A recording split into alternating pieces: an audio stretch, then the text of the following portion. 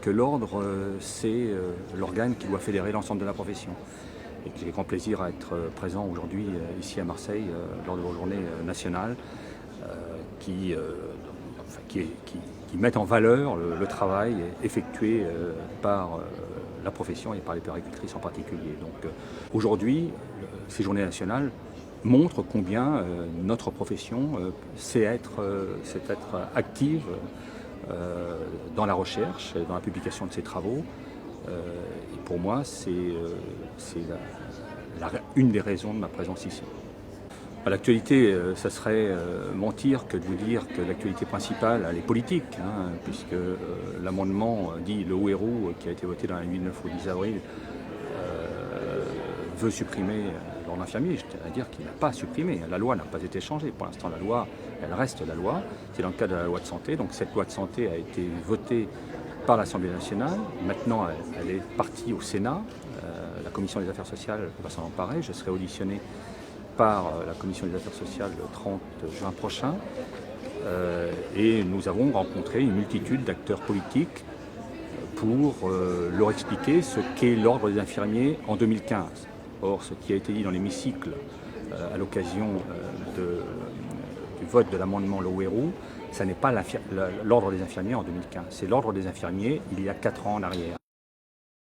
Donc la situation de l'ordre aujourd'hui, elle est totalement différente. L'ordre infirmier aujourd'hui, c'est un ordre qui est en état de fonctionner, c'est un ordre qui a des finances saines, c'est un ordre qui est au service de la profession, c'est un ordre qui est là pour assurer la qualité et la sécurité des soins. Je crois que c'est totalement différent. Il faut que le politique l'entende, il faut qu'il comprenne aujourd'hui qu'il a une responsabilité très importante à assumer sur l'avenir de la prise en charge de nos concitoyens. Pas simplement sur l'avenir de notre profession, sur l'avenir de la prise en charge de nos concitoyens politiques. Ce sont eux qui ont créé l'ordre. Et donc s'ils l'ont créé, c'est qu'ils ont pensé qu'il fallait qu'il y ait un organe qui soit là pour réguler. C'est un enjeu d'autant plus important aujourd'hui que de nouvelles prérogatives se présentent à l'horizon. Pratique avancée, circulation des professionnels à travers le monde.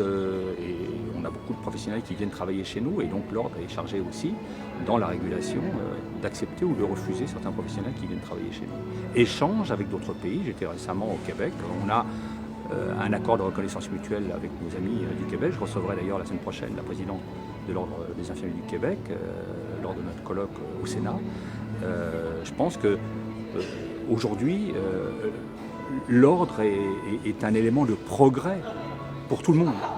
Et donc, il serait complètement déraisonnable, pour ne pas dire plus, de le voir disparaître alors qu'on a eu tant de mal à le faire naître.